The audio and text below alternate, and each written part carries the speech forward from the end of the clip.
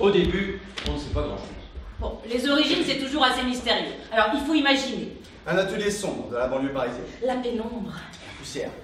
Et puis un homme solitaire. C'est le vieux. Le vieux quand il est jeune. C'est Pépère. Le père, la pipeur. C'est le fondateur, Jean Mantelet. Au début, on est en 1932 et l'ambiance n'est pas particulièrement joyeuse. J'ai 30 ans et je fabrique des produits agricoles qui sont achetés uniquement par des hommes. Des pommes d'arrosoir, des pompes, des sulfateuses. Mais moi, je veux fabriquer un article acheté par les femmes. Je veux vraiment travailler pour les femmes. Dans la vie, il faut viser une clientèle. La clientèle à moi, ce doit être les femmes. Bon, ça fait déjà plus de 10 ans qu'il cherche. Et 10 ans que je ne pense à rien. Et puis un soir, Je suis à table. sa femme, sa Fernande, lui sert une purée. Infect. Jean? Mais comment peux-tu réussir aussi mal ton affaire? Jean! Mais comment as-tu réussi à faire plus de grumeaux que de purée? De purée, de nom. Bon sang, mais c'est bien sûr! C'est de cela dont vous avez absolument besoin, vous, les femmes! Et c'est cela que rêveront tous les maris de vous offrir, Fernande! Un moulin à légumes. Fernande. Ma Fernande. Grâce à ta purée mal écrasée, moi, Jean Mantelet, je vais bâtir un empire industriel mondial. Monsieur Mantelet ne parlera jamais de l'autre histoire qui circule sur l'invention du moulin à légumes. Oui, quelle autre histoire, mademoiselle? Un brevet déposé quelques années auparavant par 2 inventeurs belges. Il n'y a jamais eu d'inventeur belge. Simon et Denis, je crois. J'ai gagné le procès. Ah, parce qu'il y a eu un procès. Oui, ces Belges n'avaient pas développé leur invention en France. Article 32 de la loi du 6 juillet 1840. Mantelet fait jouer une loi vieille de plus d'un siècle. Mademoiselle. Une loi complètement inadaptée aux réalités industrielles de l'époque. Mademoiselle, s'il vous plaît. La justice ne s'est donc jamais prononcée sur le fond de l'affaire. Mademoiselle, vous êtes impertinente. Fin de l'entretien, mademoiselle. Merci, Georges. Armé de son brevet 732-100, Jean Mantelet lance la fabrication de ses premiers moulins. En mars 1932, il part à la foire de Lyon avec 40 appareils. 36 francs, demandez votre moulin à légumes moderne et révolutionnaire. Bon, 36 francs, c'est ce que gagne un ouvrier pour toute une journée de travail. Demandez votre moulin à légumes. L'échec est retentissant. Qui n'a pas encore son moulin à légumes? Jean Mantelet quitte la foire de Lyon après une seule vente. Jean? Il y a un problème, et il faut résoudre ce problème. Mon moulin à légumes est trop cher. Il faut réduire son prix. Ah, alors pour déterminer un prix, la formule est extrêmement simple. Si je vends beaucoup de moulins à légumes, je peux baisser ma marge. Je gagnerai peu sur chaque exemplaire, mais je me rattraperai sur la quantité. Monsieur Mantelet vient de faire une seconde découverte. Oui, enfin. Cela s'appelle... Le prix bas par la consommation de masse. L'économie d'échelle, parfaitement. Révolutionnaire. Alors le principe de l'économie d'échelle, c'est très simple. Il faut que je diminue mon prix par 2. Donc, il faut que je multiplie ma production par 12,5. Puisque vous le dites. 2 mois plus tard, il part à la foire de Paris. Cette fois-ci, il emporte avec lui 500 appareils. 20 francs. Les stocks sont dévalisés en 3 jours. 20 francs. Plus des commandes pour les 6 prochains mois. C'est tellement facile. Et le prix du concours les pires. Un jeu d'enfant. En 1932, la manufacture d'emboutissage de Bagnolet sort 10 000 pièces de son célèbre moulin à légumes. Le chevalier servant de la ménagère. Jean, vous allez avoir des imitateurs. Des concurrents. C'est dans l'ordre des choses. C'est très grave. Mais avec un tel succès, Laissez-moi. Jean Mantelet réfléchit. C'est une question de vie ou de mort. il prend le taureau par les cornes. Bon sang. Il réfléchit toujours. J'ai trouvé. Qu'est-ce qu'on vous disait? Je vais baisser son prix à 15 francs. Qu'est-ce que vous dites? 15 francs. À ce prix-là, personne ne pourra nous suivre. Augmenter la production. En 1933, il faut fabriquer 600 000 pièces. 15 francs. En 1934, plus d'1 million. Chaque jour, je sors 8 000 moulins à légumes. Pour l'année 1936, presque 3 millions de pièces. Nous y sommes presque. Vous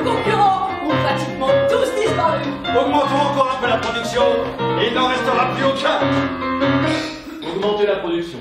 L'usine tourne déjà à plein régime. Impossible d'augmenter la production. Monsieur Mantelet, Qu'est-ce que vous avez, Georges? Il nous faudrait une usine plus grande. Une nouvelle usine? Ce serait idéal. Alors je veux de la place. Bien sûr, Je veux un terrain pas cher. évidemment. Je veux des salaires bas. Il délocalise. Mais non. Pas possible, on est comme 1937. Ils envoient pas ton chiffre. Ah bah non, en 1937, la Chine elle est en pleine guerre avec le Japon. Il y a des attentats, des bombardements. Dans les colonies alors. Les colonies? Monsieur Mantelet, le personnel s'inquiète. On craint un départ en Orient. Mais absolument pas. Pour cela, la province suffira bien. Vous avez dit province, monsieur Mantelet. Parfaitement, oui. Monsieur Mantelet, à côté de chez mes parents, en Normandie, il y a une très grande usine désaffectée au bord de la Sarthe. Peut-être qu'elle pourrait faire l'affaire. Venez, rendez-vous immédiatement. Nous partons en auto. 1937-1955, de moule à légumes à Moulinex. Monsieur Mantelet achète les bâtiments d'Osé. Une ancienne fabrique de textiles, de cordage. Moi, je suis arrivé de la région parisienne il y a maintenant 6 mois. Il faut tout préparer. Il faut... C'est moi qui décide de tout parce que c'est moi le professionnel. Monsieur Mantelet vient une fois par semaine. Le samedi. Il vient en voiture. Mantelet, c'est un fanat de voiture.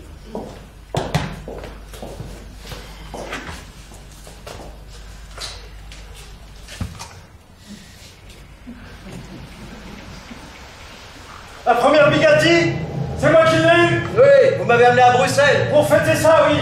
J'avais jamais été en voiture. À la tête que vous faisiez. Oui, bon, il vient une fois par semaine et on fait le point. Qu'est-ce que ça coûte? J'achète les machines. Combien ça rapporte? Pour le moment, j'organise tout. Vous produisez pas encore? Ce n'est pas très important, mais on peut quand même produire un peu si vraiment... Ah ben il faut. L'usine commence à tourner en 1937.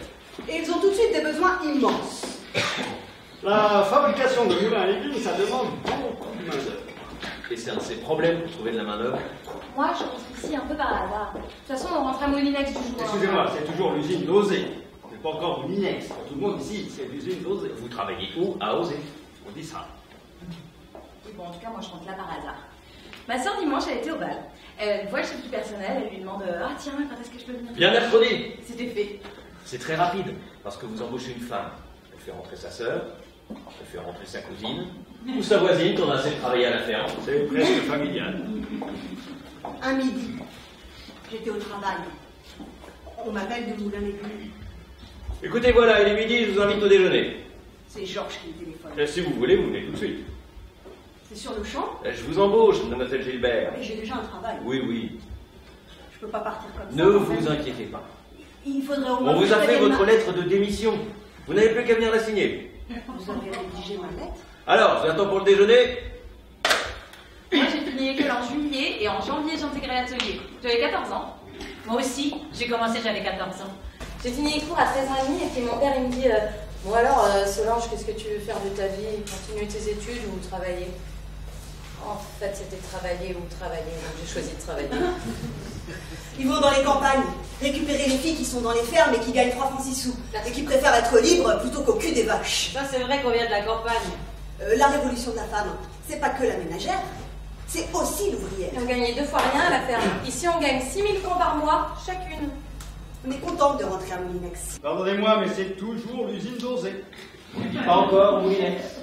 Pour tout le monde ici, c'est l'usine d'Osé. Oui. Moi, je rentre en 1941.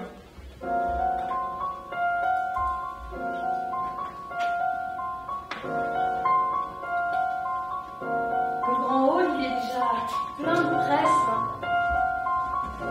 Il y a des machines, des pointeuses, des machines à souder. On n'est pas nombreuses non plus.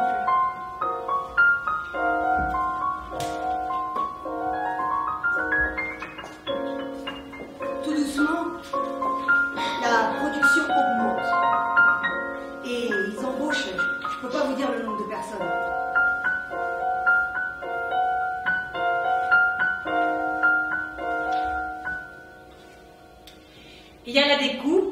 soudure, le montage, l'étalage. Nous, on rentre là-dedans, ça sent mauvais. Premier jour, on est un peu dépaysé. Et puis ça fait du bruit de partout. Les premiers jours, vous êtes complètement abrutis, puis vous pouvez pas parler. On se parle aux lèvres. Comme des sourds muets. Et puis on s'habitue. À la fin, le bruit de l'atelier, on l'entend plus. Moi, je travaille à la découpe. Faire des pièces. Celui qui passe par la découpe directement, ça lui fait drôle. C'est des femmes sur ces outils de découpe. C'est des hommes aussi. Ah, il n'y a pas beaucoup d'hommes. Il y a les chefs. On est dans l'huile. On n'a pas de tablier. On n'a pas de gants alors. On met des coups de chatterton autour des doigts parce que c'est incroyable ce que c'est coupant la tôle qui vient d'être coupée comme ça. Surtout quand elle est huilée. On a les mains toutes usées. Après, on a quand même eu des doigts en caoutchouc.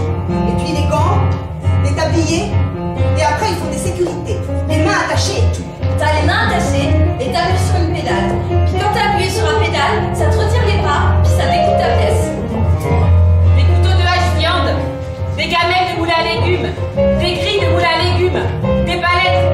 Le moulirap, le moulicelle, le casse-noix, le babi. Des grilles pour les moulis juliennes, les moulis, les moulins et tout ça. Regardez ce que j'ai inventé. Qu'est-ce que c'est, monsieur Montré? Un mouli persil. Ah, C'est pour hacher le persil. formidable. La sécurité, c'est au cas où les ouvrières ne retireraient pas leurs mains assez vite, ça les leur sort. C'est juste une question d'habitude. Une fille qui arrive, qui a jamais été sur la presse. Il lui attache les bras, il lui met sa tôle, elle met sa pièce, et puis elle attend. Et puis tout d'un coup, alors, la fille bascule en arrière. Ah, ça c'est sûr. Ça te la bouscule, la bonne femme. Il faut faire le mouvement. Les premières fois, on rigole quand on les voit. Ouais, puis après on leur explique, allez hop. Enfin, on rigole sans rigoler. C'est une question d'habitude. C'est aussi une question de réglage, les chaînes. Le réglage, c'est par rapport à la morphologie de la personne, la longueur des bras, etc. Les bracelets de cuir, je les règle à chaque démarrage. Et les régleurs, ils sont plus ou moins souples. Le matin, quand il y a une mauvaise humeur, pour mettre ta pièce, il faut forcer. T'as du mal à mettre ta pièce. Ou alors, ça te retire les mains trop vite. Et c'est aussi dangereux. Et puis des fois, ça se dérègle. Il peut y avoir des pannes. C'est là que ça devient dangereux. Il y a quelques accidents, c'est vrai. Il y a des doigts de coupés, pas mal. Ça arrive rarement, parce que les filles, elles sont très adroites. Elles ont acquis une adresse et puis elles savent. Le manœuvre, il me met la tôle. Je dis, elle est pas mise comme il faut. Je dis, je peux pas arriver à faire le début de ma bande, elles sont toutes ratées, mes pièces. Alors j'ai fait ça. Et c'est là que je me suis coupée. Il a fallu m'emmener à la clinique, j'en ai les 2 tiers de partie. Oui. Il y en a qui disent qu'il y a un doigt de coupé par semaine. C'est faux. Mais il y en a des doigts de coupés. Mon frère, il a un doigt de coupé. Pas mal de femmes, 2, 3 doigts coupés. Ce sont des problèmes de sécurité. Et celles qui ne respectent pas les problèmes de sécurité, eh bien, elles peuvent parfois laisser un doigt, oui. Et il y en a. Il y en a même auxquels il manque des doigts. Et qui continuent, parce qu'elles se blessent sur ces machines-là. Bon, on fait de bonnes équipes surtout. On rigole. C'est dégueulasse, ça fait du bruit. C'est des copines. C'est une bonne ambiance. Dans l'ensemble, faut pas se plaindre. On travaille, mais on rigole bien. Les filles qui travaillent chez Moulinex, elles... Excusez-moi, ce n'est toujours pas Moulinex. C'est encore l'usine dosée, oui. Oui, l'usine dosée, excusez-moi. Alors pour les filles, ça n'a pas vraiment une bonne... Tout le monde dit, oh là, les filles dosées. Ouais, drôle de fille là-dedans. On dit, travaillez où? À Osée. Bon, ça, c'est les commerçants. Le centre-ville Oh, aussi. c'est surtout les Le commerçants. centre-ville aussi, c'est très bourgeois. On est quand même un peu catalogué, c'est vrai. On est mal vu, tu veux dire, mauvaise renommée. Très mauvaise renommée. C'est la promiscuité, Tu c'est... travailles à Osée, t'es bonne à coucher avec les chefs. Moi, j'étais pas très au courant de certaines choses, et aller travailler chez Moulin Légumes, bah, c'était vraiment, ça faisait un petit peu peur. C'était des rumeurs. Ça ira mieux quand il sera question des appareils électriques. On dira Moulinex. Cela fera beaucoup mieux.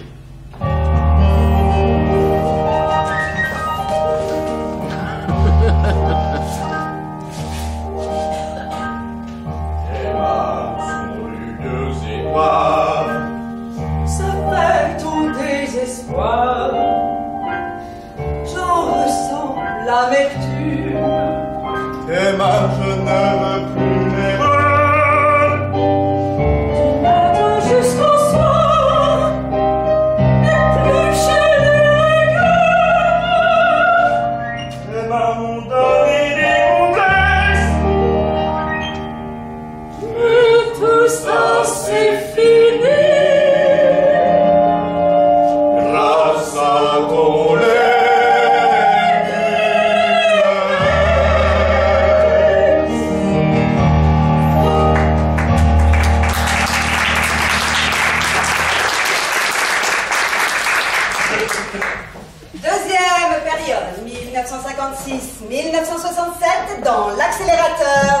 l'après-guerre.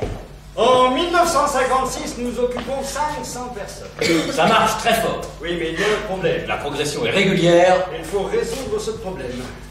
Qu'est-ce que vous craignez, monsieur Mantelet? Je pense... Regardez dans la cour, Georges, que voyez-vous? Des vélomoteurs? Cela ne vous fait penser à rien? Je ne sais pas, non. Est-ce que vous voyez encore des vélos? Presque plus, non. La plupart des fabricants de vélos à pédales ont perdu leur place par rapport aux fabricants de vélomoteurs, Georges. Ah oui. De même qu'aujourd'hui, plus personne ne veut pédaler. Un jour, la femme ne voudra plus tourner la manivelle. Et ce jour-là, c'en sera fini de mon moulin à légumes. Ne dites pas cela, monsieur Mantelet. Si nous ne voulons pas disparaître, il faut absolument trouver une solution. Oui, et vous avez la solution. Patience. Je vous écoute. Je pense. Jean Mantelet cherche une idée. Je pense. Ah, mais là, je pense à rien. Je vous écoute. Laissez-moi, Georges. Ah, il pense toujours. Mais laissez-moi tous.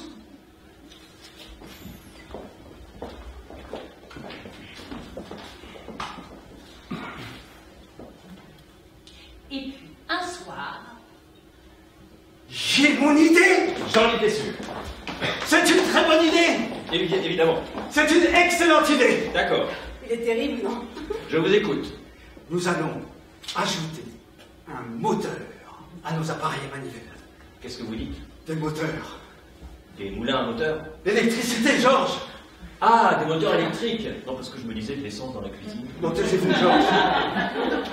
Nous allons commencer par le moulin à café, parce que c'est le plus simple à fabriquer. Nous allons passer du moulin traditionnel au mixage presse-bouton. Il faut bien réfléchir pour fixer le prix. Évidemment. Alors, pour fixer un prix, Je lancerai mon moulin à café à 19,90. puisque vous le dites. Et si tout va bien, Georges, dans un an, nous baisserons encore nos prix pour atteindre la somme de 17,89. 17 francs 89. Un prix révolutionnaire. Nous allons lancer une production massive. Ça va devenir abordable pour tout le monde. Nous rattraperons nos marges sur les quantités. Évidemment. Georges, Je vous écoute, monsieur. aujourd'hui, nous sommes 500 pour fabriquer nos appareils à manivelle. Dans 20 ans, je vous fais la promesse que nous serons 10 000.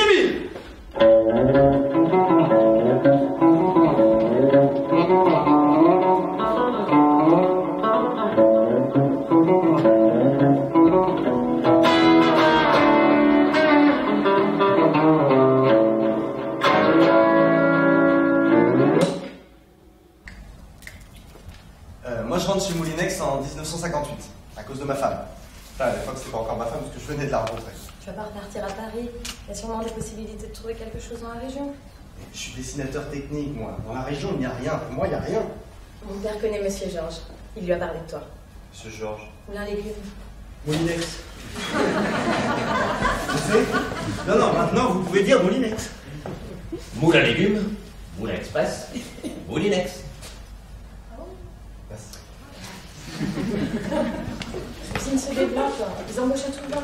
Mais j'ai déjà une place de réservée à Paris, je commence en septembre. Bah oui, mais moi, mon salon de coiffure, il est ici. Un matin, je suis chez mes parents, en train de déjeuner. Ça frappe à ma porte. Qui c'est? Moulinex, allez, dépêche-toi. Je suis en train de déjeuner. Mais dépêche-toi, on t'attend à l'usine. Qu'est-ce que j'irai faire à l'usine? Bon, allez, viens. Le directeur, il veut te Mais voir. tu peux venir déjeuner quand même? Bon, alors, elle m'emmène à l'usine. Qu'est-ce que vous souhaitez faire exactement? C'est-à-dire, je ne sais pas exactement ce qu'on fait chez Moulin à Légumes, ni chez Moulinex d'ailleurs. Je ne suis pas du tout spécialiste des appareils ménagers. Donc, On prend à l'essai. ah bon? À l'outillage. Je suis dessinateur technique, moi. Ah, en stage alors. Mais non, je regrette, non. Merci de m'avoir reçu. Comment ça? Bon, allez, le lendemain matin, pareil, déjeuner, frappe à ma porte. Viens vite, le patron veut te voir. Bah, j'ai déjà vu le patron. Bah oui, mais non. Ça m'intéresse pas ce qu'il propose. Là, c'est le grand patron. Là, c'est Monsieur Mantelet. Ah oui? Allez, viens. Mais je peux finir de déjeuner quand Mais même? non, non, allez, je t'emmène tout de suite. Voilà, elle m'emmène. Alors, vous cherchez du travail? Non, non. Cela ne vous convient pas, ce qu'on vous a proposé? Alors non, pas du tout. Travailler dans l'atelier d'hier, ça ne m'intéresse pas du tout. Vous voyez, je suis spécialiste de l'aviation, moi. Je ne suis pas du tout spécialiste des appareils ménagers, mais je ne vais pas aller dans les ateliers de mécanique puisque je suis dessinateur technique. Surtout qu'en dessin, je suis spécialisé dans les trains d'atterrissage avion. Donc vous voyez, On a besoin de jeunes comme vous. Mais non, je peux vous prendre comme dessinateur. Les dessinateurs de quoi? Eh bien, de tous les produits que nous fabriquons. Enfin, on va bientôt fabriquer. Écoutez, si vous faites l'affaire, vous commencerez un échelon, nous allons nous mettre d'accord. Et si tout va bien, vous finirez dans le haut. Comme j'ai déjà une place d'assuré à Paris, je m'en fiche. Je peux bien faire un essai. Bon bah oui, je peux bien. Très bien, vous commencez demain matin. Demain matin? Bon, rien ne m'empêche, oui. Demain matin à 6h30. On commence à 6h30 matin? Mais qu'est-ce qu'on fait comme horaire? 6h30 midi, 2h, 6h30. 10 heures par jour. Alors, si vous ne voulez pas travailler... Si, mais bon... Bon, oui, pourquoi pas. Qu'est-ce qu'il faut que j'amène? Vous avez votre matériel de dessin? Oui, bien sûr. Apportez-le. Ah, vous n'avez rien? C'est étonnant quand même. À demain, alors.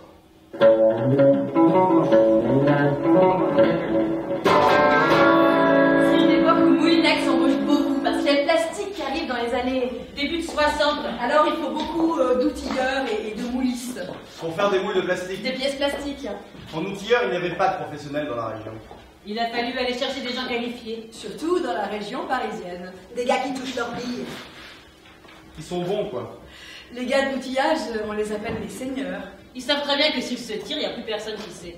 Ce qui fait que l'atelier a des salaires assez importants. On leur construit des pavillons. On les installe. C'est les seigneurs de l'outillage. Ah, c'était un bon métier, ouais. L'outilleur chez Moulinex, c'était comme si on disait mon fils il est docteur. Et les gens de Paris, ils arrivent aussi avec leur culture de protestation, de syndicats, de délégués et tout ça.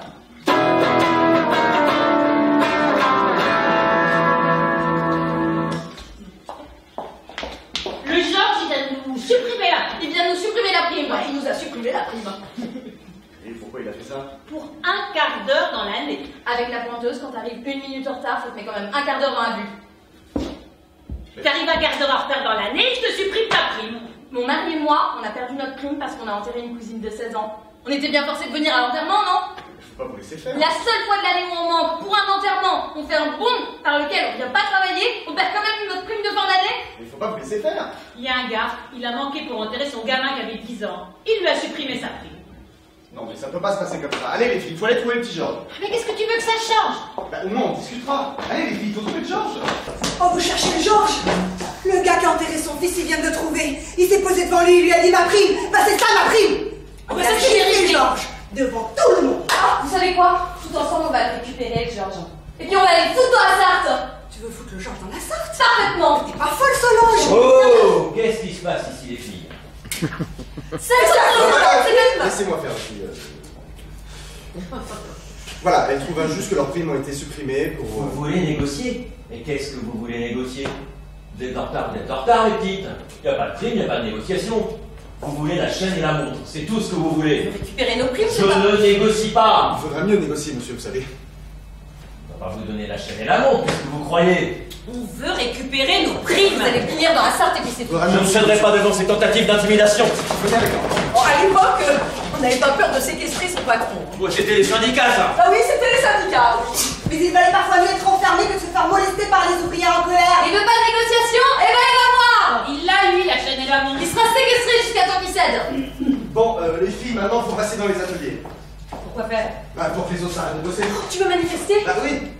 On va manifester, ouais, Bonjour, mesdames. Monsieur Mantelet. Bonjour, monsieur Mantelet. Que se passe-t-il ici? C'est Non, comment, monsieur? laissez-moi faire. Bon, monsieur Mantelet, il y a des primes qui ont été supprimées pour des raisons injustes. Oui, Georges.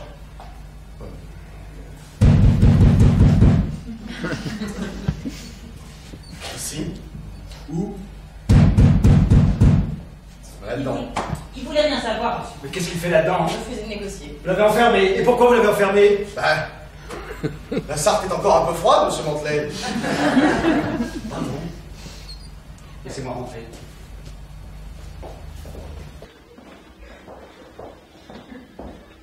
Georges, qu'est-ce que c'est que cette histoire, ton prix? Mantelet, il a remis les dossiers à plat. Il y a de l'argent qui est parti. Il a voulu savoir où cet argent était parti. Il y a quelques dirigeants pas très nets sur leurs frais personnels. Avec Mantelet, les ouvrières, elles l'ont retrouvé leur prix.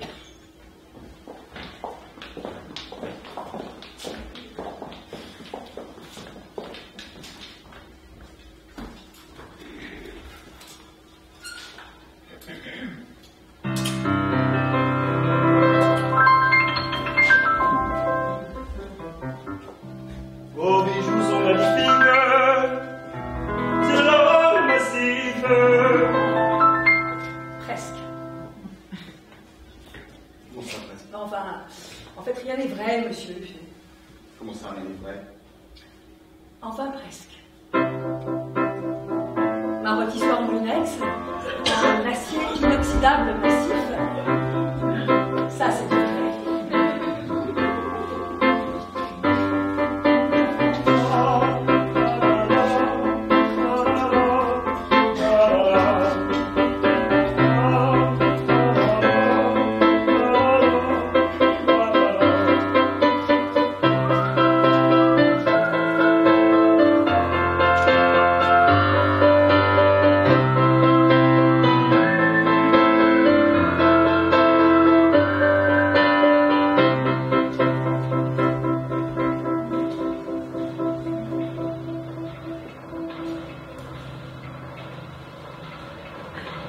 Bonjour mon petit. Bonjour monsieur. Bonjour mesdames. C'est Mantelet. Qui c'est? C'est une nouvelle, quoi. Le patron en blouse qui passe voir ses ouvrières à l'atelier. Faites attention jeune fille, vous avez fait tourner ceci. Il ne faut pas perdre de pièces, jeune fille. C'est précieux. C'est un écrou. Il ne faut pas gaspiller. Bien sûr, monsieur. C'est mon premier emploi. Quand je suis embauchée chez Windex, j'arrive sur un très très grand atelier. C'est immense, il y a 400, 410 dans l'atelier et 2200 total chez Moulinex. C'est plus du tout un truc petit, c'est Bientôt un 10 grand 000. truc. Vous verrez. C'est bruyant, hein? Tu vas t'y faire très vite, t'inquiète pas. Les odeurs de graisse aussi. Comment tu t'appelles? Il y a plein de chaînes différentes, c'est une vraie fourmilière. Ah, ça travaille, hein. Il y a beaucoup d'activités. 11 432. Tu retiendras? Oui, je crois. À partir de maintenant, il n'y a que ce numéro qui compte. Tu prends ta bête, tu es appelé avec, tu manges avec à la cantine, d'accord? D'accord. Trop bien? 11 432. Très bien, allez, c'est moi. Ah, tu prends ton appareil. Tu montes la pièce qu'on te donne. Par contre, la personne qui est derrière toi, elle fait une autre opération. C'est compris? Oui, je crois. Je repasse te voir dans un quart d'heure.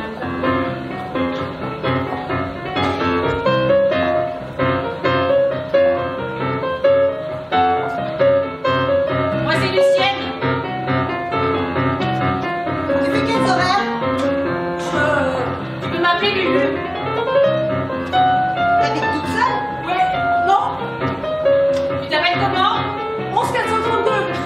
Non. T'es de la région, je t'ai jamais vu. Tu parles pas? Je m'appelle Yvette, et toi? T'es trop concentrée pour parler. Je peux pas vous répondre. Elle est trop concentrée pour parler. J'ai la tête qui tourne. Ouais, ça c'est à cause du tapis qui défile. C'est les premiers jours, la tête qui tourne à cause du tapis. J'ai la tête qui n'arrête pas de tourner. Après, ça se calme. T'auras l'habitude. Regarde-moi. Vous êtes gentille. Surtout, tu m'appelles si t'as besoin d'aide, hein. Ah, ça va vite, hein. Tu m'appelles tout de suite, hein. Ah ouais. Je laisse pas courir. Comment vous vous appelez? Solange, mais t'es pas obligé de me dire vous. Ça va vite.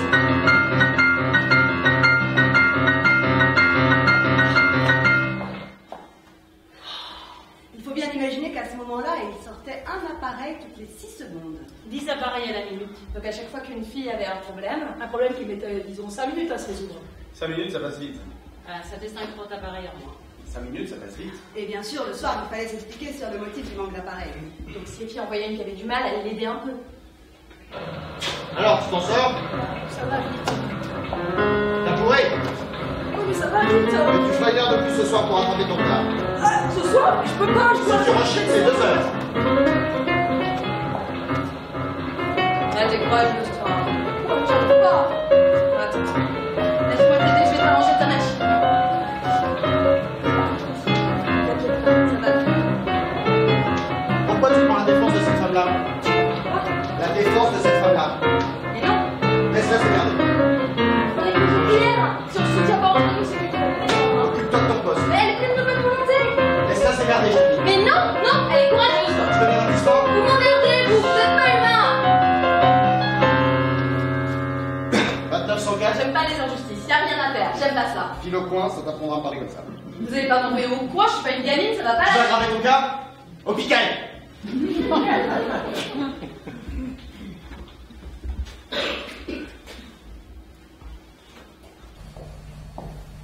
Oh mon vieux, tu vas voir qu'elle va prendre la porte. Hey, je voulais pas, moi. Qu'est-ce qu'elle a fait? Bah, elle s'est pas excusée. Tu vas voir qu'elle voudra pas le faire, faut pas la connaître, la Solange. Je voulais pas. Attention, il a changé. 2904. 2904, c'est toi. Oui, monsieur Georges. Suis-moi, je m'emmène au bureau. Pour quelle raison? Viens avec moi, je te dis. Monsieur, mon tablier il est sale, je suis pas propre. Eh ben justement, ça prouve que tu travailles. Je suis pas présentable. Ton tablier, s'il est sale, c'est signe que tu travailles.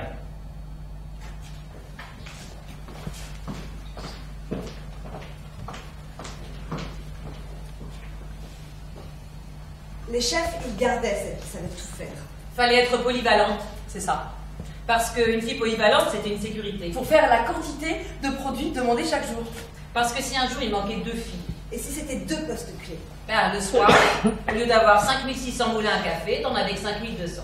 Parce que ça avait mouru toute la journée. Que le poste se dégageait pas. Que la fille n'arrivait pas à faire ses opérations. Les polyvalentes, c'était des sécurités. C'était précieux.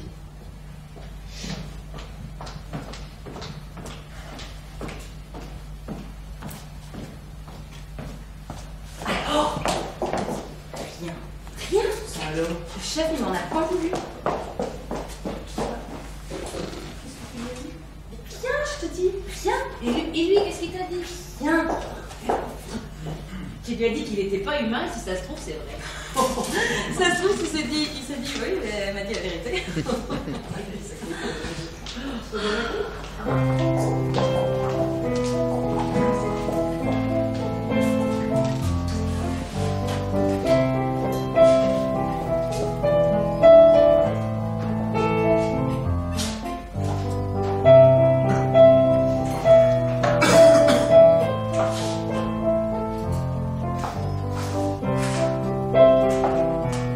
L'essoreuse salade Moulinex essore à fond, sans effort, sans éclaboussure, et sans briser les feuilles.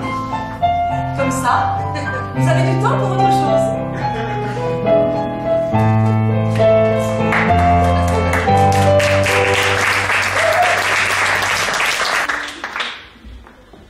Les années 60. Alors là, tout d'un coup, Les années 60. alors là, tout d'un coup, c'est parti. Les 60, tout d'un coup, c'est l'évolution extraordinaire. Tu les drilles. Moulinex sort le presse-fruits. Après, il y a eu les batteurs. Le premier hachoir. Les ouvre-boîtes électriques. Les premières rôtissoires. Les haches viande. Ah, ça allait très vite. Il y a eu le robot Marie. Le robot Jeannette. Le robot Charlotte. Le robot Marinette. Vive la cuisine presse-bouton. Tout ça, c'était les prénoms des secrétaires de Mantelet. Vous ajoutez à ça le couple des 30 glorieuses. C'est vrai, hein. Moulinex libère la femme. Par contre, il n'y a pas eu de robot Fernande. Nina. Attends, tes hallucinations. Bon, il y a eu les aspirateurs. Les sèches-cheveux. Ils sortaient un appareil tous les 4 mois. Et tout ça, ça partait, c'était absolument fou. Mon Glenn, tous les jours, il avait une idée. Il se levait chaque matin. Il disait, J'ai pensé. il pense toujours. J'ai pensé qu'on pouvait fabriquer ceci. Qu'est-ce que c'est? J'ai conçu un rouge à lèvres d'un genre tout à fait nouveau. Rouge à lèvres à moitié. Regardez-moi ça. Monsieur Mantelet, qu'est-ce que vous avez en tête? Nous allons révolutionner la cosmétique, Georges. Monsieur Mantelet, ce que vous demandez, ce n'est pas possible, c'est beaucoup trop lourd en investissement. On ne peut pas. C'est mon argent. Je fais ce que je veux. Petit à petit, ils ont agrandi l'usine. Ils ont construit des bâtiments tout autour des anciens locaux. Ça va vite. Ils voient les machines arriver une cadence. Une cadence formidable. C'est la belle époque. Puis il y a des responsables qui Des arrivent. techniciens, des ingénieurs. Avant, il n'y avait pas trop d'ingénieurs dans la maison. Monsieur Mantelet, Qu'est-ce qu'il y a encore, Georges? on manque de personnel. Agrandissez l'usine. Ce n'est pas l'usine qui est trop petite, c'est la ville. On ne trouve plus personne à embaucher. Allez chercher plus loin. Il y a plus de 20 cars qui partent tous les jours pour ramasser du personnel. Eh bien, ajoutez des cars. Il y a des gens qui font plus de 30 km matin et soir, qui se lèvent à 5 heures pour être au boulot à 7. Très bien. Ben, ça ne suffit plus, monsieur Mantelet. Comment ça, ça ne suffit Ah, on plus? ne pourra pas aller drainer plus loin. Il faut trouver une solution. Monsieur Mantelet. Oui, ça va, ils savent, je réfléchis. Bon, dans ce cas-là, c'est facile. Je vous écoute. Au lieu d'aller chercher du personnel avec des cars et descendre dans nos usines, il suffit d'aller construire des usines là où il y a du personnel disponible. On va construire une nouvelle usine. Et je veux de la place. Évidemment. Et je veux une région pauvre. Bien sûr. Et je veux des salaires bas. Oui, oui. Ça y est, cette fois-ci, ils délocalisent. Mais non. Oh, mais t'es sûr qu'ils s'envoient pas tout en Chine? Non, je crois. On est en 1967. Et alors? Alors en 67, la Chine, c'est révolution culturelle, grande purge, maoïsme. C'est vraiment pour les usines, ça. Monsieur Mantelet, le personnel s'inquiète. On craint une délocalisation. Une de quoi? Un départ des usines en Chine. Quelle drôle d'idée. Pourquoi la Chine? Pas l'économie alors. Qu'est-ce que tu racontes? Les colonies. On est en 1967. Alors en 1967, des colonies, il y en a plus. Bon, Georges, pourquoi la Chine? Vous savez bien, les salaires bas. Salaire bas? Ah oui! Mais non! Pour cela, la campagne suffira. Au départ, il y avait toujours l'usine mère.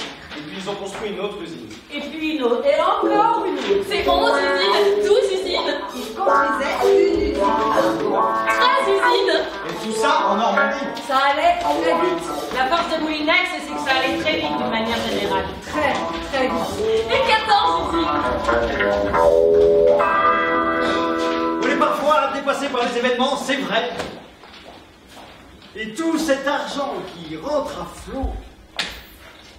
Vous allez trop loin, Jean. Il faut vous restreindre. Pensez un peu. Je n'ai plus le temps. Je n'ai plus le temps, je ne calcule même plus. C'est de la folie. On vend partout, dans 42 pays. Jean, tu as 67 ans. Ma Fernande, je n'y peux rien. Ça se fait tout seul. Vous allez trop loin. Fernande, j'ai promis à Georges qu'en 1976, nous serions 10 000. Nous sommes en 1967. Et nous y sommes presque déjà. Nous avons presque 10 ans d'avance, Fernande. 10 ans d'avance. Monsieur Mantelet, Oui, ma petite. le Premier ministre Pompidou va faire une allocution. Très bien. Fernande, branchez le poste. Branchez le poste.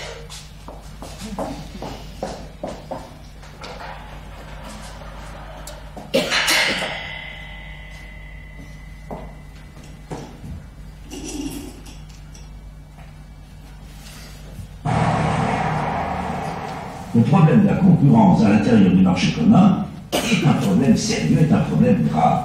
Seulement, ce que je souhaiterais, pour ma part, c'est que ceux qui s'adressent comme vous-même, qui s'adressent aux industriels, aux commerçants, à ceux qui dirigent l'économie, au lieu de leur dire ça va mal et c'est la faute du gouvernement, leur disent vous avez pendant 50 ans vécu à l'abri de protection inadmissible. Pendant 50 ans, vous étiez tranquille. Chacun produisait sa petite affaire, sans savoir à quel prix il revient, et la vendait tranquillement avec son petit bénéfice. Il y avait de bonnes frontières douanières, il n'y avait aucune concurrence, et le client français était traité comme un client qui était obligé de payer ce qu'on lui donnait au prix qu'on demandait. Nous vivrons, et l'économie française, et les industriels et les commerçants français doivent vivre désormais dans la préoccupation permanente. Il s'agit de se dire qu'ils sont toujours menacés par la concurrence, qu'il faut toujours qu'ils fassent mieux, qu'il faut toujours qu'ils produisent à meilleur compte, qu'ils vendent la meilleure marchandise à meilleur prix, et que c'est ça la loi de la concurrence et la seule raison d'être du libéralisme. Car si ça n'est pas ça, je ne vois pas pourquoi on se livrerait à ce genre de spéculation et pourquoi on prendrait tous ces risques et tous ces dangers. Nous serons donc en risque permanent. Et le gouvernement en est parfaitement conscient. Son rôle est de diminuer ses risques parfois, mais son rôle n'est certainement pas d'inviter les gens à la paresse en leur créant de nouvelles protections.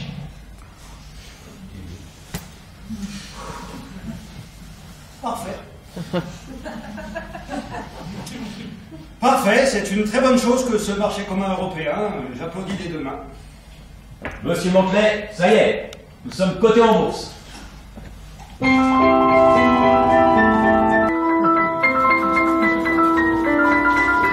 Troisième période, 1967-1978, de Moulinex à Lançon à Moulinex au monde. Georges! Georges! Regardez ce que j'ai trouvé. Je reviens des arts ménagers. Oui, qu'est-ce que vous tenez dans la main, monsieur Mantelet? Un mixeur pied. C'est terrible, c'est belge. Ah, une invention belge. C'est très bien. C'est formidable. On peut faire de la soupe avec un appareil comme ça, Georges. On peut faire de la soupe avec un autre appareil que le moule à légumes. Tenez, vous! Allez là.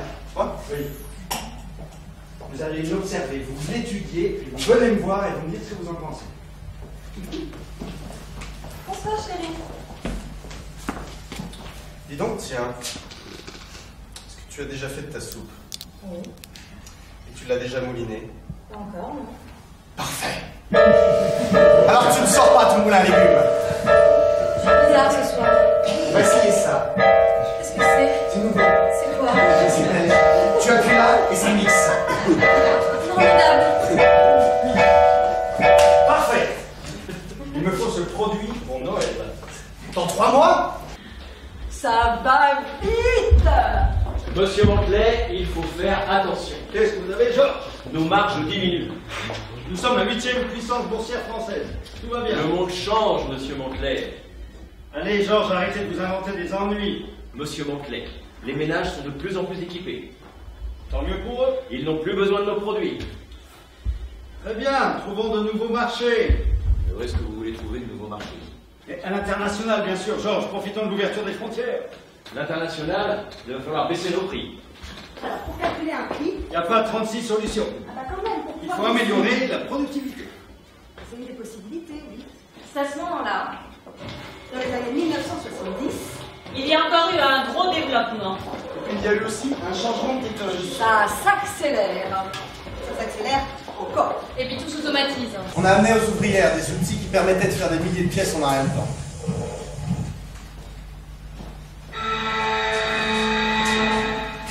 Vous avez dormi, vous? Oh là. Moi, pourtant, je suis habituée aux machines, hein, mais là, c'est pas le même son. C'est automatique. C'est abrutissant. Moi, j'ai pas dormi la nuit. J'entendais la machine. Maintenant, le soir, quand je rentre chez moi, je peux pas me coucher. Maintenant, je suis sur les nerfs, je m'endors pas. Moi, c'est pareil. Moi, je regarde la télévision. Bon, les filles, il va falloir se remonter un peu les manches. Hein. On a un bon de commande à honorer sur les appareils pour ce soir. Oui, d'accord. Et allez, travaillez, Arrêtez de travaillez. cailler, hein, mettez-vous au boulot. Il en faut 650 pour ce soir. 650? Non mais tu tires trop sur la corde là. Je lance la chaîne à côté, je repasse voir tout à l'heure. Tu tires trop sur la corde. On est content. Faut arrêter là. Monsieur Mantelet, Il faut faire attention, je sais, Georges. Quelle est votre dernière lubie? Je vous écoute. on ne tire pas les prix. Nous avons augmenté les cadences. Ah oui, mais ça ne suffit pas. Nous n'avons jamais été aussi productifs. Nos salaires sont trop hauts. Les ouvrières gagnent ce qu'il leur faut pour vivre. Avec On l'inflation. ne peut pas lutter. Tous nos concurrents partent à l'étranger. Et alors, vous connaissez les salaires en Espagne? Il délocalise. Ce serait souhaitable, oui. Je ne fermerai pas mes usines françaises, Georges, jamais. Monsieur Et qui Mantelet, va m'acheter mes produits si nous ne travaillons plus ici? Monsieur Mantelet, on peut peut-être ouvrir d'autres usines sans fermer celles que nous avons en Normandie. On peut peut-être ouvrir des filiales à l'étranger, par exemple, pour tenter de pénétrer un peu plus les marchés internationaux. À l'international, ça je le dis. Ouais, il va quand même falloir baisser nos prix. Alors, concernant cette question du prix, Augmenter les cadences. Les filles, il en faut 680 pour ce soir. 30 de plus. Non, mais 680, mais déjà à 650, on n'y arrivait pas. À 680, on fait comment? on va essayer de trouver des trucs. Encore une fois. Les filles, elles sont vachement perspicaces, vachement fines. Je vois des trucs, des fois, c'est admirable.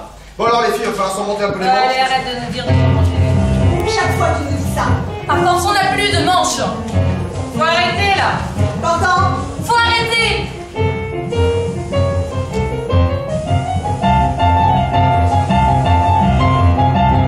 Mais moi j'arrive pas à faire cette cadence. C'est pas ta faute, Hélène. Les cadences, elles sont mal faites. On va essayer de le faire avec Solange. Même la machine, elle n'y arrive pas à faire ses cadences. Oui, mais c'est chronométré. Il y a le Georges qui vous convoque en réunion. Mais encore nous montrer les croquis des machins, on s'en fout de ça, nous. Ce qui compte, c'est les 30 de plus qu'on a à faire. Il vous convoque. On va encore nous montrer des barèmes. Les chiffres. Des trucs. Nous, c'est nos mains qui travaillent. Moi, j'arrive pas à les faire, ces cadences-là. Les cadences, elles augmentent. Oui, bah les cadences elles augmentent, je ne vais pas dire que les cadences elles augmentent. J'aimerais bien que tu essayes de nier pour voir. Il y a quand même des notions de productivité, les filles, il faut produire. Oui, bah les cadences, elles augmentent, mais nous, on n'est pas augmentés. C'est pas Mantelet qui ferait ça. Non, c'est pas Mantelet qui fait ça. Les cadences, elles augmentent. Et nous, on perd des droits. C'est pas moi qui décide. Ouais, mais tu tires aussi sur la ficelle. Mais qu'est-ce que vous croyez? À moi non plus, ça ne me plaît plus, hein. Là-haut, ils en demandent toujours plus. Vous êtes plus longtemps, les filles, vous travaillez bien. On est moins bien que les machines. Il faut pas dire ça. La machine, ça coûte cher, alors on la graisse régulièrement, on l'entretient. Une ouvrière, on peut la changer plus facilement.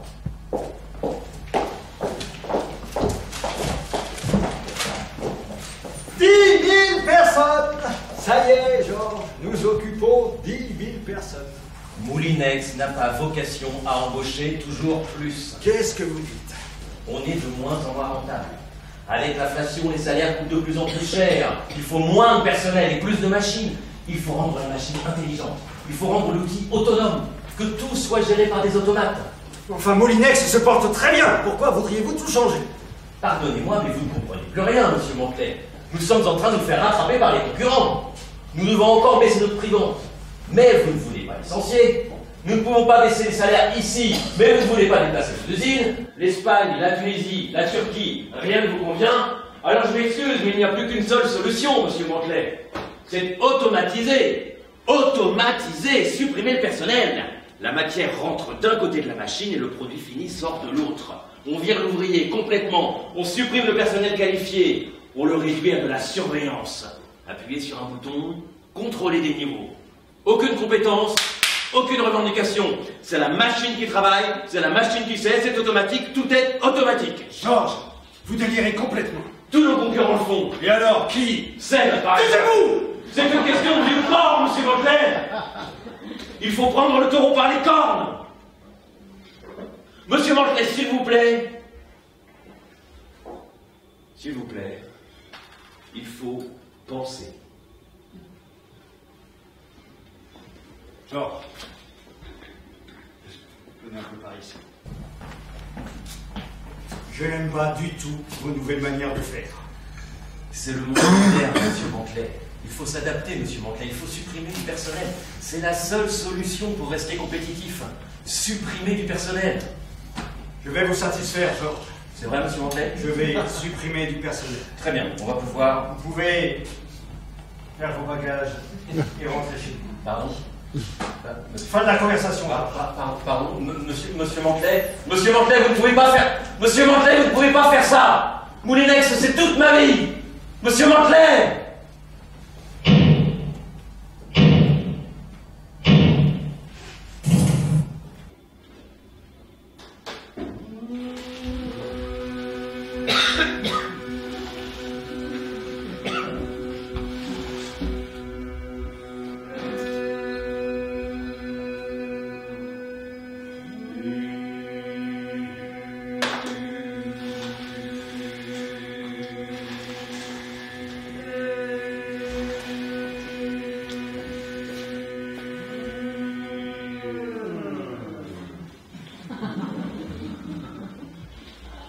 Moulinex, il aspire, je respire. Ménagez-vous.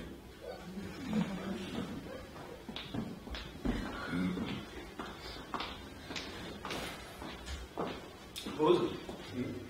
Ça va?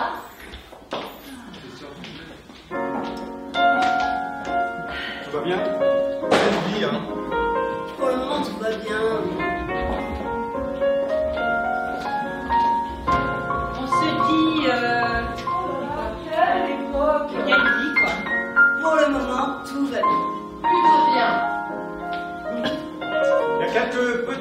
conflit avec les syndicats. Oui, les cadences, les salaires. Les CRS dans l'usine. Non, mais globalement, tout va bien. Pour le moment, et avec un peu de recul, on peut se dire que ça. Ah, Voilà. les années 70, tout va bien. C'est parce que, avec ce qui vient après, Franchement, ce qui vient après, ça va changer. Vous êtes prêts? Ça va vite. Vous êtes prêts? Ça va vite. Les RH, Sercom, Crépica. On reprend. 4e période, 1978-1991, Moulinex dans la tourmente.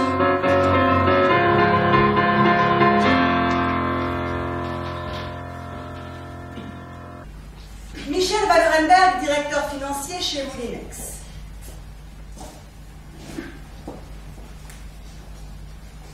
Monsieur Mantelet, il faudrait prendre un moment pour évoquer les questions financières. J'ai pensé à une nouvelle casserole. Il faut que je vous parle Une toute nouvelle machine que j'ai La dans la tête. situation internationale est totalement... Je suis en train de trouver, enfin, d'essayer de trouver une nouvelle machine. Monsieur Mantelet, avec tout le respect que j'ai pour vous, vous n'êtes pas le directeur d'un bureau de recherche. Je n'ai pas le droit de chercher. Vous êtes le patron d'une entreprise mondiale, monsieur Mantelet. Alors, je ne peux pas dessiner les appareils que j'ai dans la tête. Est-ce que vous êtes au courant du choc pétrolier qui vient d'éclater? Je fais ce que je veux. C'est le 2e choc pétrolier. Bon, sortez. 1973, premier choc pétrolier. Aujourd'hui, Sortez. 2e choc pétrolier. Allez, dégagez! Monsieur, des transformations sont en train d'avoir lieu. Van Orenberg, je ne veux plus vous voir pour aujourd'hui. Sortez. C'est à ce moment-là, Vers 1980, c'est à ce moment-là que les difficultés ont commencé à être concrètes. la montée du dollar face au marque, Le yen qui perd du terrain sur le front. l'inflation, le prix du pétrole, La crise. quelle crise. Ben, c'est ce que tout le monde dit toujours, c'est la crise.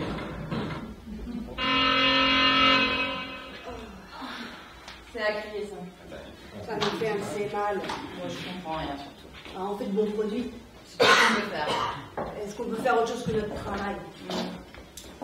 Vous avez raison, ma petite. Monsieur Mantelet? Tout ce que vous avez à faire, c'est votre travail. Bien sûr, monsieur Mantelet. Faites de bons produits et tout ira bien. Oui, bon, bah, on fait de notre mieux, monsieur Mantelet. 79 ans et il passe toujours dans nos ateliers. Ouais, il ferait mieux de passer la main. Solange. Papy Mantelet, toujours au travail, mon petit. On ne peut pas continuer comme ça, monsieur Mantelet. Roland Darnaud, pardon, nouveau directeur industriel chez Moulinex. C'est mon entreprise, je fais ce que je veux et ça marche. Ça ne va pas être éternel. Assureriez-vous qu'il serait temps que je passe la main? Vous avez 79 ans. 80 dans 2 jours. Et je dirige encore. Vous ne pouvez pas tout diriger. Je n'ai personne autour de moi. Des personnes de confiance. J'en ai pas. Vous avez tous foutu dehors. Même Georges, vous l'avez licencié. Je ne comprenais plus la maison. Vous savez très bien pourquoi vous avez D'accord, licencié. ça suffit. Je ne veux plus vous voir pour aujourd'hui. Allez, sortez. Soyez raisonnable.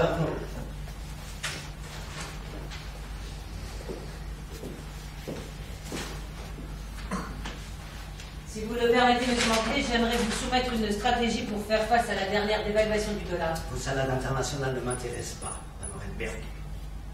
Il faut faire de bons produits.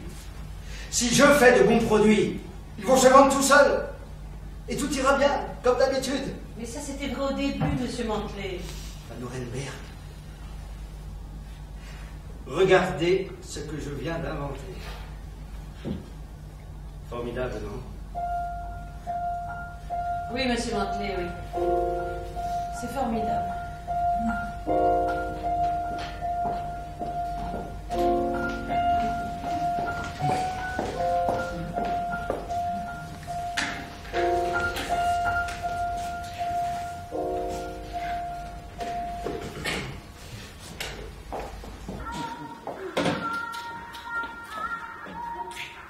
C'est quoi ce sac? Je reviens des courses. En tes heures? C'est pas pour toi. On m'a envoyé acheter tous les appareils de la concurrence. Faut qu'on les désosse et puis qu'on regarde. Pourquoi vous faites ça? Pour savoir ce que font les autres et combien ça leur coûte. Ah oui, c'est la bagarre. C'est ça. C'est bien. Je ne dessine presque plus rien. Je fais du relifting produit. Je diminue les prix, j'enlève des options. Par exemple, avant, tu savais qu'il y avait 40 fils sur une cafetière. Ben maintenant, on met plus que 30. Un petit voyant lumineux, je dois enlever la petite lampe. Vous avez cette préoccupation. Il faut faire attention, tu sais. Il y a les Coréens qui arrivent. Les Coréens?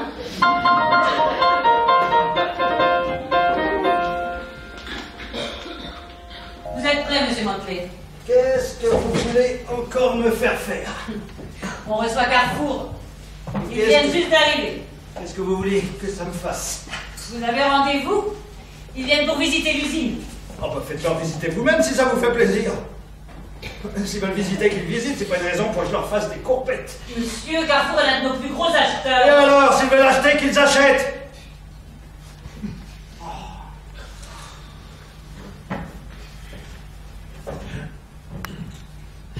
Carrefour veut que nous baissions nos prix. Et nos produits sont très bons. Cela ne change rien. Van Orenberg, arrêtez de me faire passer pour un vieux. Et mon prix, c'est mon prix. S'ils veulent pas mettre le prix que ça coûte, qu'ils aillent voir ailleurs. C'est comme ça. Sur cette question du prix. Aujourd'hui, les ventes se font dans les supermarchés, alors ce sont les supermarchés qui dictent les prix. Un point, c'est tout. Et puis merde. Il va falloir négocier, monsieur Mantelet. Enfin, on ne peut pas vendre à perte. Alors il va falloir baisser nos coûts de production parce qu'ils n'achèteront pas plus cher. Monsieur Mantelet, Quoi encore? une occasion en or. Darnaud, sa passion, c'est de repérer les entreprises du secteur, Les entreprises qui marchent bien. mais qui ont des petits problèmes temporaires. Manque de trésorerie. Baisse de l'action. Disparition brutale d'un des gens. Ils se jettent sur elles et ils les rachètent. C'était la grande mode dans les années 80. Toujours ta passion des fusions-acquisitions, Darnaud. Si tu allais plutôt t'occuper de ton rendez-vous Carrefour s'impatiente. Allez, Van Orenberg. Monsieur Mantelet, j'ai repéré une entreprise. Nous ne sommes pas dans une partie de Monopoly d'Arnaud. Nous ne pourrons jamais résister à la concurrence internationale si nous restons isolés. Je sais de sources sûres que Roventa... Vos manigances ne m'intéressent pas, Darnaud. Il faut absolument racheter Roventa. Mais non. Si nous ne saisissons pas cette occasion, c'est encore la concurrence qui va en profiter. Qui? Vous savez bien. Qui? Seb! Sortez! Ils ont déjà racheté Val. Sortez! Ils ont aussi racheté Calor. Calor, je m'en moque, c'était pas bon. Mais si! Je vous dis que non. Leurs usines étaient bien trop loin de chez nous. Oh, en Irlande, en Écosse, en Isère, monsieur Mantelet. En Isère, c'est bien ce que je dis de l'autre côté de la France. Monsieur Mantelet. Seb a Vos dit ça. histoires ne m'intéressent pas, Darnaud. Vous devriez le savoir que tout cela ne m'intéresse pas. Laissez-moi tranquille maintenant. Je dois penser. Jean Mantelet réfléchit. Je pense. Ce modèle avait du sens au moment où il l'avait créé, mais Je ne trouve rien. Tous les schémas économiques sont en train d'être si profondément bouleversés. la libéralisation est en marche. La mondialisation, la suppression des barrières douanières. À 40 francs, le fer à repasser chinois, il ne peut pas lutter. Les produits asiatiques, c'est pas bon. Dans les supermarchés, pour le prix d'une cafetière Moulinex, vous pouvez maintenant trouver une cafetière chinoise. Plus agrippant. Chinois, plus simple à servir. Chinois. C'est pas de la bonne qualité. Les gens n'achètent pas ça. Le comportement de la clientèle change. Je ne peux pas croire que les gens achètent ça. Les gens achètent ça. Moulinex est contraint de fabriquer à perte. Je ne mettrai pas mon personnel à la rue. Jamais. Je vais trouver quelque chose. Faut pas perdre espoir. Laissez-moi tranquille. Laissez-moi. Je dois penser. Laissez-moi. Laissez-moi tous.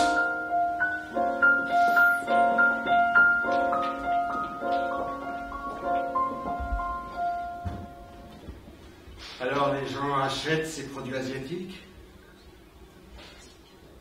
Et pourquoi font-ils ça?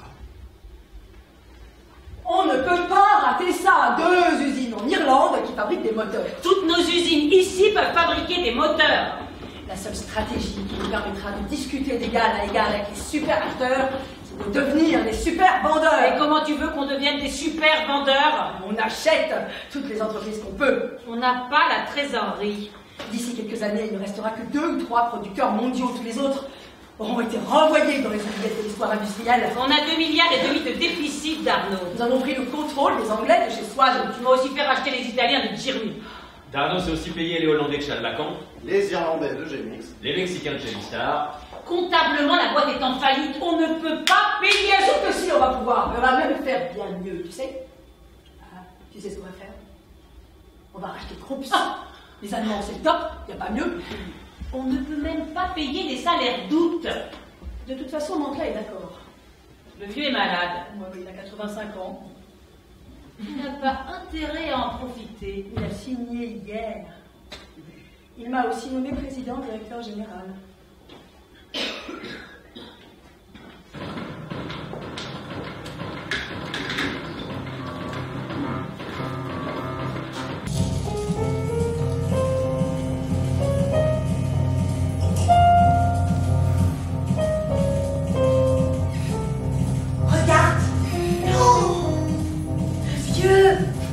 On dirait une papa mobile. Regarde-moi ces retours. 91 ans, hyper pied. N'empêche, quand il sera plus là, ça va être le bordel. Bonjour, monsieur Mantelet. Vous êtes mes chers enfants. Allons-y, monsieur Mantelet. Attention, Vous allez prendre froid. pas gaspiller.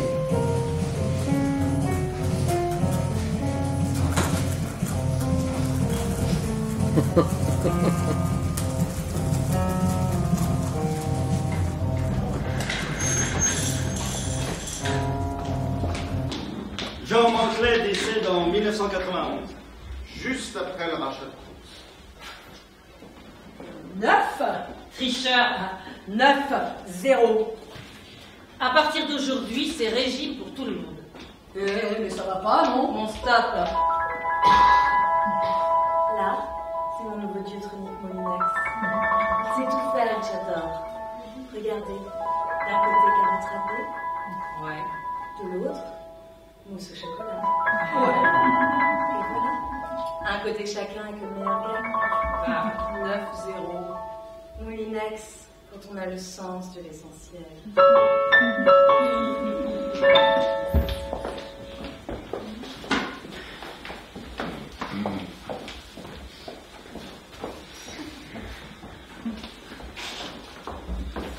Cinquième période.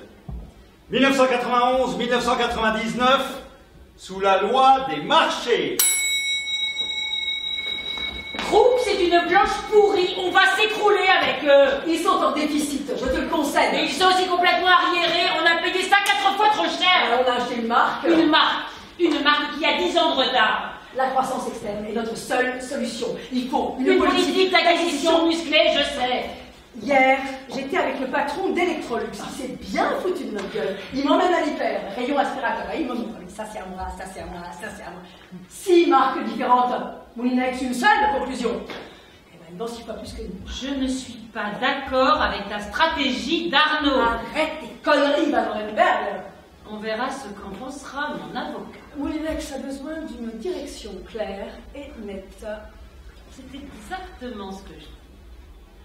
Ça va durer combien de temps, la petite guéguerre? Presque 15 ans au total. 15 ans. Laissez-moi 2 minutes. Qu'est-ce que tu fais là, c'est tout? Je reviens du siège. Tu veux comment je dois faire? On m'a convoqué à 8h, je suis arrivé là-bas à 8h. Ils étaient je sais pas combien autour de la table. Il y avait le directeur du service norme, le directeur du groupe filial, le directeur de ceci, le directeur de cela, le machin, le directeur du groupe camp. Attends, tu vas laisser parler de tous soins quand? Je suis sûr que si. Ils s'intéressent à ta cafetière. Au Tifé des robots, c'est pareil. Pourquoi il y avait tout ce monde alors? C'est parce qu'il y a toujours tout le monde pour prendre la moindre décision. Si bien qu'il n'y a jamais aucune décision prise. Qu'est-ce qu'ils t'ont dit? On m'a convoqué à 8h, je suis arrivé là-bas à 8h. Il y avait un gars qui est venu de Caen la veille pour présenter son micro-ondes. Ils n'avaient pas fini la réunion la veille, donc ils ont repris le matin. À midi, ils étaient toujours en train de discuter autour du micro-ondes. Moi, j'attends dans le couloir. Donc je frappe à la porte, je leur dis, vous pensez à moi? Oui, oui. Oui, mais personne n'est venu me chercher. Et pendant ce temps-là, eux, ils se font monter les repas. Ils bouffent tous ensemble dans le bureau, pendant que moi je suis dans le couloir. À 2 heures, je me suis dit, c'est suffisant. Ils sont en train de foutre la société par terre. Le nombre d'appareils qu'on fait en prototype et qui restent dans les tiroirs. Il y a toujours un service qui critique, qui a quelque chose à dire, t'en as marre. Mais on met tout en cause, on décide jamais rien. On passe des heures à discuter de rien sans prendre aucune décision. Juste les réunions, les réunions. Mais non, mais repartez, mais il faut faire ceci. Enfin, non, mais repartez, mais c'est beaucoup trop cher. Je suis du mal. Tu sais ce que c'est le pire? Le pire, c'est qu'ils ne me reconvoqueront jamais. Je viens de dénicher une boîte italienne. Ah, tu peux oublier tout de suite. Tu me dis la même chose toutes les fois, Madame Humbert. L'Espagne et le Portugal ont dévalué dans la nuit. L'Espagne? Darnaud, il a l'air surpris, hein. C'est la deuxième fois de l'année que l'Espagne a dévalué sa monnaie. L'Espagne, le Portugal, l'Italie, l'Angleterre. Une vraie guerre des monnaies. Et maintenant, le franc va devenir beaucoup trop fort. Et si le franc est trop fort, les entreprises françaises vont devenir de moins en moins compétitives. Sur un marché devenu mondial. C'est clair, Darnaud. Monsieur Darnaud, téléphone pour moi. Allô, oui. Passez-le-moi. Salut, Naouri. Naouri, là. C'est Jean-Charles Naouri. Vous voyez, Jean-Charles Naouri. Il vient tout juste de quitter le cabinet de Pierre Bérégovoy. ministre socialiste des Finances. Naouri, il a travaillé à une réforme des marchés financiers. Et puis en 1994, Il a monté son petit fonds d'investissement pour profiter lui-même de sa loi. Il n'y a pas de raison. Alors, une centaine de millions, plusieurs centaines, évidemment. L'investissement est important, mais la mariée est belle. Prometteuse plutôt, effectivement. Tu serais intéressé. Tu me rappelles?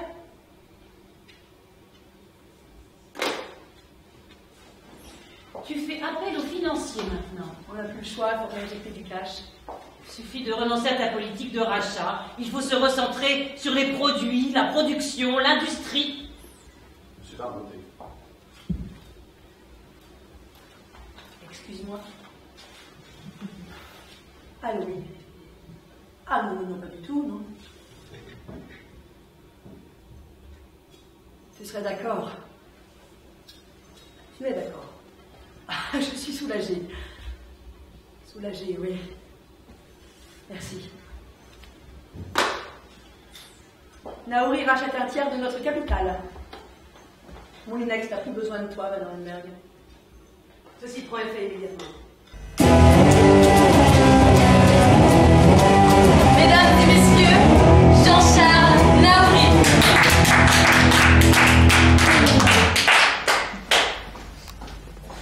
Mesdames, messieurs, je connais l'attachement que vous portez à votre entreprise. Moulinex est votre histoire et souvent aussi votre famille. Mesdames et messieurs, je ne suis pas entrée dans votre maison pour tout saccager. Je suis et je serai présent à vos côtés pour redresser votre entreprise. La preuve, j'apporte avec moi plus d'1 milliard de francs.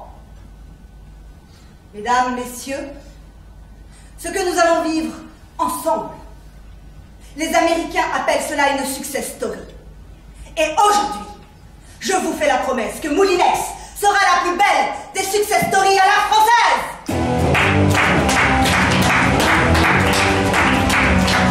Bon, bravo. Maintenant, ça suffit l'économie.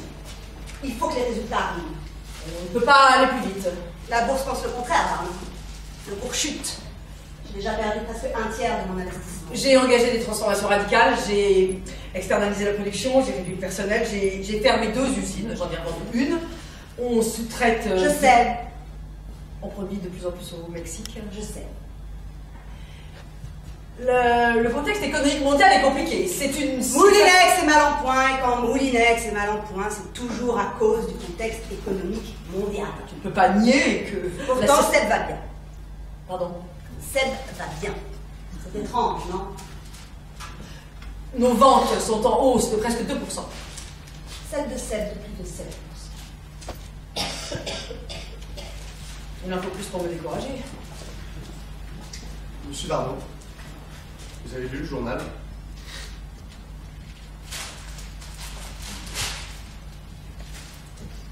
des changements chez Moulinex. Roland Darnaud peine à redresser l'entreprise. Devant l'insuffisance des résultats, il devrait être remplacé dans les jours qui viennent par Pierre Blaillot, dont la réputation n'est plus à faire. Homme providentiel, dernière chance. Qu'est-ce que c'est que cette histoire? Téléphone. Téléphone. Allô, Maori. Bonjour, Arnaud. Tu as lu Le Monde? Ah, je suis pour rien. C'est dégueulasse. Ne te fais pas de soucis, je vais publier un démenti. Ce serait la moindre des choses, oui. Pardon. Oh, je disais, ce serait une bonne chose.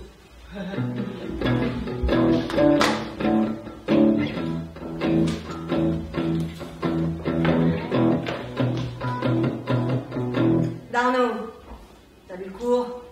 Non, pas encore. Le marché s'emballe, Darnaud. Très bien. On s'arrache le titre Moulinex. Ça veut dire que mon travail commence à porter ses fruits. Pas du tout, non. Non? La bourse salue l'arrivée de Blaillot.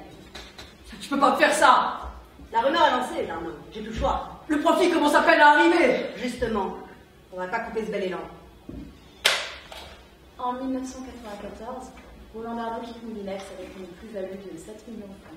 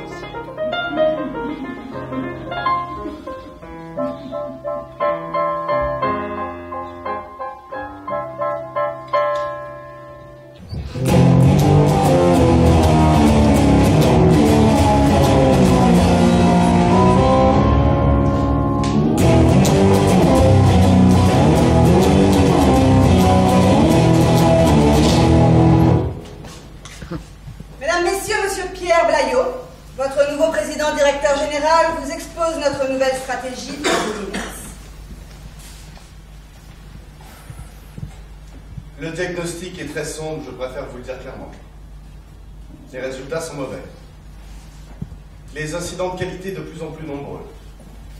Les collaborateurs de l'entreprise et moi-même sommes très inquiets.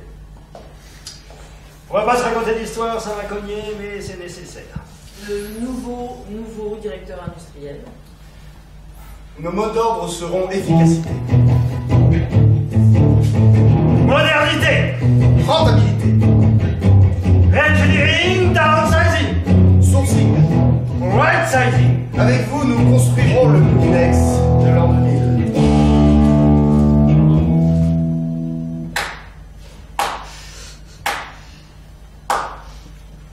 Est-ce que c'est ringard ici? Il va falloir le challenger tout ça. On va commencer par peindre en blanc toutes les machines. Toutes les machines de tous les ateliers. Et tu me changeras aussi les lieux de travail, ça fait beaucoup trop. Blaillot, J'arrive, monsieur. l'action est toujours en baisse. Je sais. Je perds mon argent. Il me faut une solution radicale. Et vite. Une solution radicale. Un électrochoc. Quoi? Vous cherchez un électrochoc pour Moulinex? Blayo, je ne peux plus attendre. Réplica. Attendez, qu'est-ce que tu dis? Qu'est-ce qu'il dit? Un plan de reconquête de la performance industrielle et de la confiance actionnariale. Qu'est-ce qu'il veut faire, Blayo? Je ne sais pas, monsieur. 1. Regrouper les productions, fermer les vieux machins, ne garder que les usines les plus modernes. C'est ce que vous appelez radical, Blayo? L'action est toujours en baisse. Je perds mon fric. Il faut fonctionner étape par étape. 2. Augmenter la productivité. Les chaînes de montage, c'est passé de mode, on fait comme les Japonais. On passe au silo. L'action est toujours en baisse, Blayo. On s'est mal compris. Mais je fais ce que je peux, monsieur. Et 3. On sous-traite. Acheter. Vendre. Acheter. Vendre. On colle une étiquette Moulinex. Le reste, plus rien à foutre. Blayo. Blayo! Mon argent. Je sais, 4. 4. Blocage de la production à l'international. Ça y est, cette fois-ci, il délocalise. Je crois, oui. Tu les envoies en Chine? Ah non, la Chine, je crois pas, non. Comment ça va? On parle de Chine? Ah non? On est en 1996. Et alors? Alors déjà, en 96, la Chine, elle commence à peine sa mutation. Donc c'est pas en Chine. Bah alors c'est bon. Bah bouge pas, je me renseigne. Qu'est-ce qu'on a au Mexique? Ah bah non, qu'est-ce qu'on a en international? Le Mexique. Voilà. Le Mexique, donc. Ça marche très fort au Mexique, on a plus de 1000 personnes. Donc le Mexique. On a l'Irlande aussi. Ils peuvent reprendre nos productions? Évidemment, oui. Très bien. Irlande? C'est à toi là. Ouais. Tu vas aller en Irlande.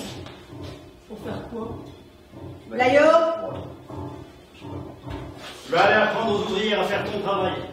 Je veux mon argent. Je sais, monsieur. Et mon usine? On la ferme. Vous fermez mon usine?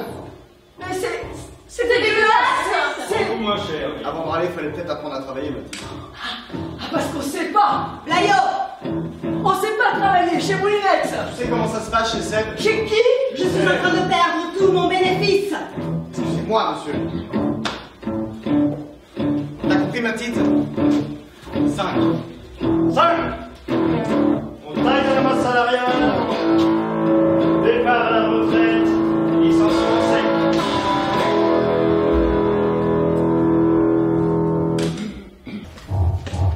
Au total, ils font 2600 suppressions de postes. Ça y est. L'action remonte, Blayo. On est à plus 21%. Enfin, je suis content pour vous, Noé. 2600 suppressions de postes. Allez hop. Je revends. Le plus grand plan de licenciement depuis la naissance de Moulinex. Et hop. 320 millions de plus-value.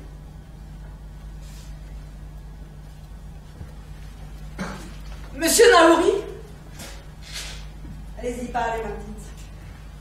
Qu'est-ce que ça? Je suis d'humeur joyeuse. Je comprends pas. Je comprends pas pourquoi il est venu quand ça allait mal et pourquoi il part quand ça va mieux. Mais parce que c'est mon argent, ma petite. Et alors? J'en fais ce que je veux. C'est vrai que c'est pas vraiment une stratégie industrielle. Ça tombe bien, ma petite. Je ne suis pas un industriel. Je suis un financier.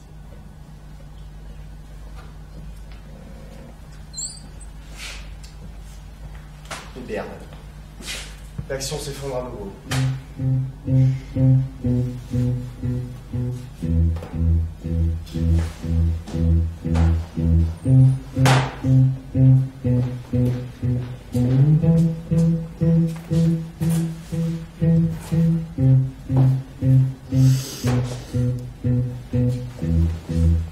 Épilogue 2000-2001, la chute de l'Empire.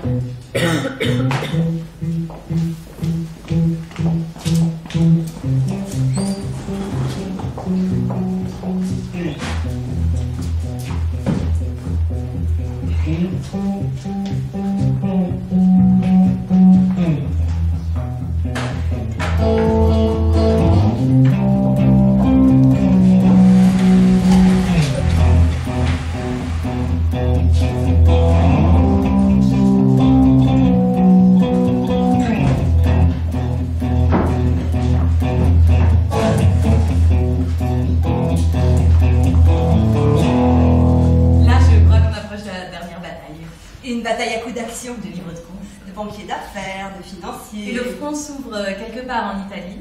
Avec les frères Noccivelli. Feu!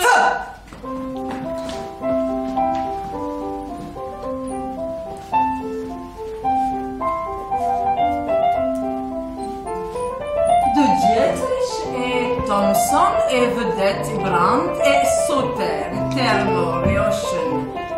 Et San Giorgio et Samet et Blomberg et Electra Bregenz. Et bientôt. Tu es un vrai gosse.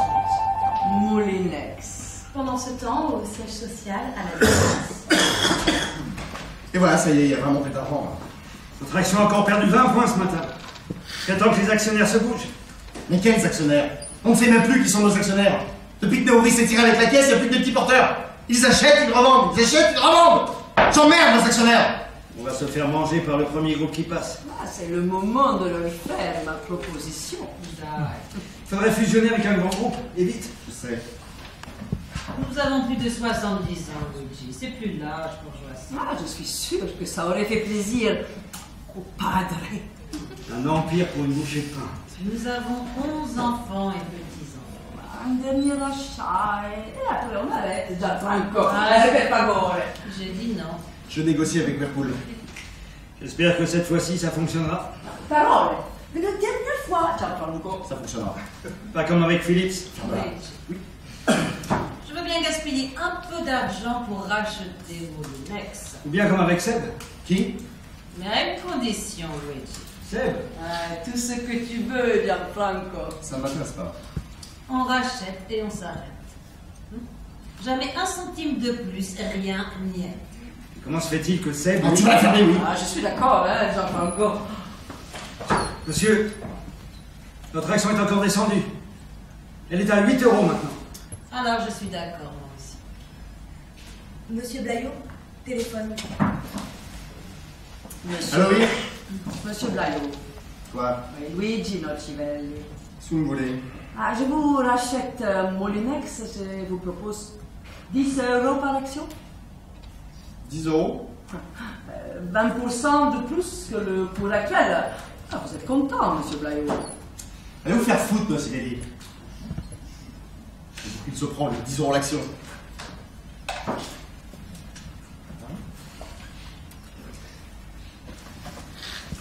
Che c'è, Luigi?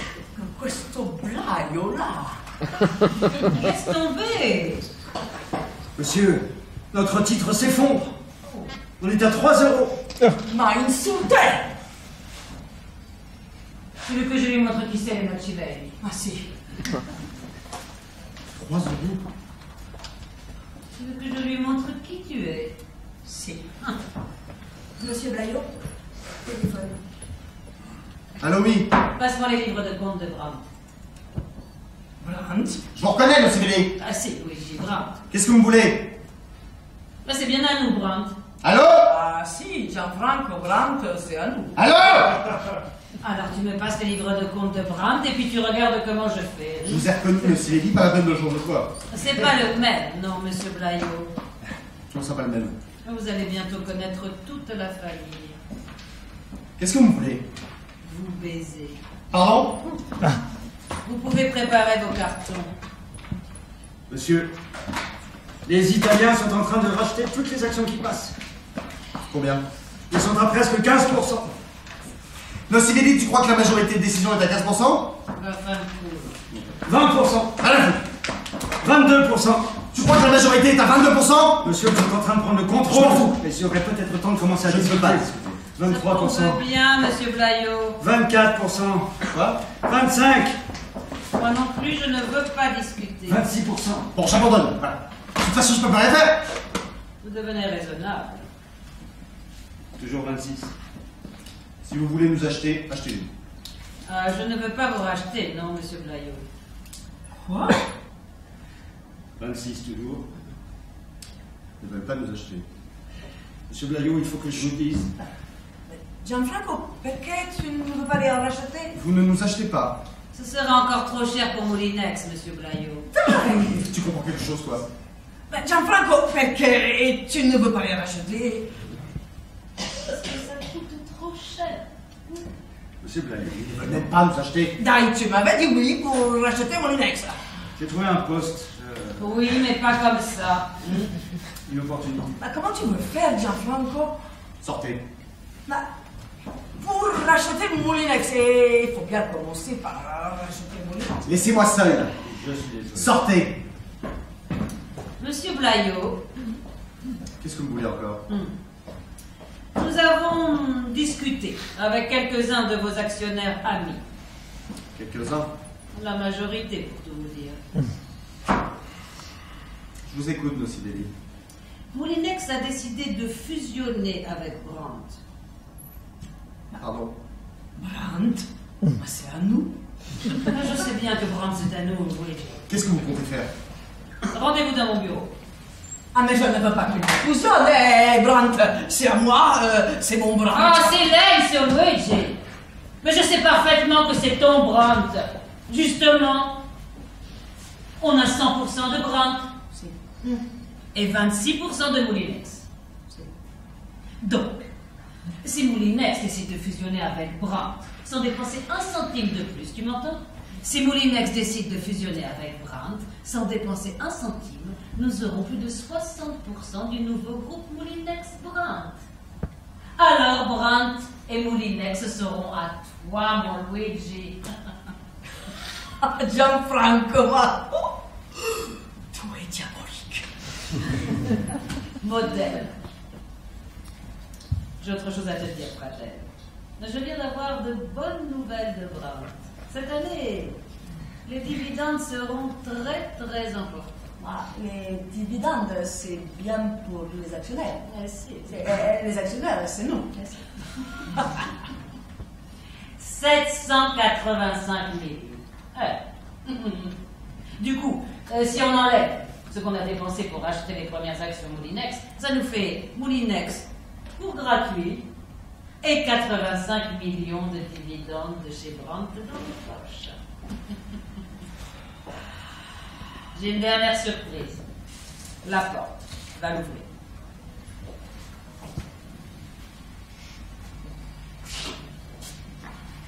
Blaillot.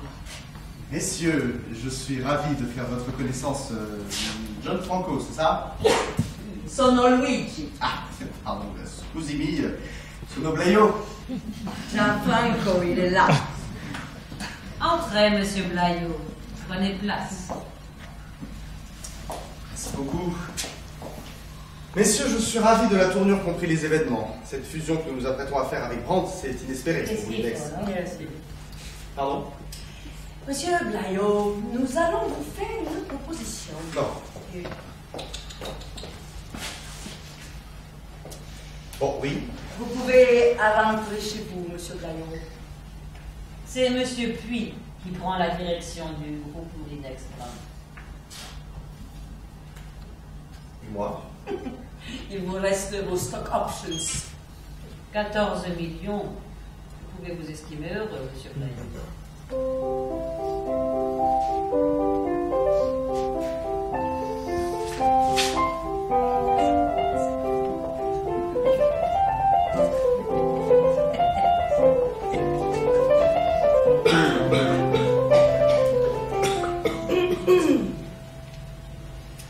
Messieurs, je vais être franc avec vous. Moulinex subit encore des pertes considérables, notre endettement ne cesse d'augmenter. Le plan que je vous propose, c'est le plan de la dernière chance pour sauver Moulinex. Nous supprimons 4000 postes en France et nous fermons 6 usines. Si tout fonctionne correctement, ce plan nous permettra de financer la restructuration de l'entreprise et de la mettre enfin sur les bons rails. Nous ne croyons pas en votre plan, monsieur. Puis, J'ai besoin de votre soutien.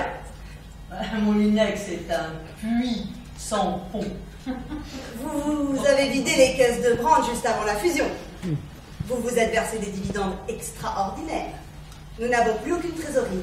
Nous ne pouvons plus rien faire. Silence! Vous devenez insolent, monsieur Puy. Je m'occupe de 22 000 employés dans le monde, messieurs. Ce n'est pas notre affaire. J'ai besoin de 100 millions d'euros. Pour vous, c'est pas grand-chose. Allez voir les banques. Mais les banques ne nous prêtent que si vous augmentez le capital. Je ne mettrai pas un centime de plus. Alors elles ne nous prêteront pas. Alors elles ne vous prêteront pas. C'est la fin de Moulinex. Tout ce qui a été vivant va mourir un jour. Nous avons revendu les brevets et la marque de Moulinex. Une étiquette. Bah, Qui vient de racheter Moulinex? Seb.